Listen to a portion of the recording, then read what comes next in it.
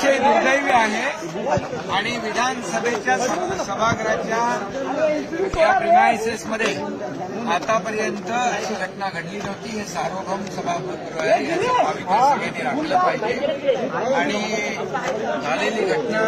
अतिशय दुर्दैवी आणि अक्षम्य आहे आणि त्या बाबतीमध्ये मुख्यमंत्री महोदयांनी देखील गांभीर्याने घेतलं, अध्यक्ष महोदयांनी देखील गांभीर्याने घेतलेला आहे आणि नक्की यावर कडक कारवाई करावी अशा प्रकारची सगळ्यांची भावना आहे. कारण शेवटी विधान भवन हा परिसर आहे, इथं कायदे आपण करतो, त्याचबरोबर हे कायदे मंडळ आहे,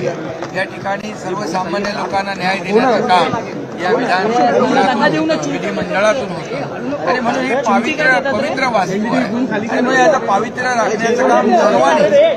केलं पाहिजे आणि म्हणून सगळ्यांना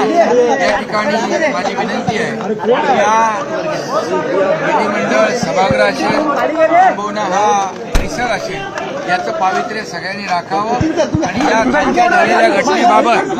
अध्यक्ष महोदय कडक कारवाई करतील. मुख्यमंत्री महोदयांनी देखील गांभीर्याने घेतले, सरकारने गांभीर्याने घेतले.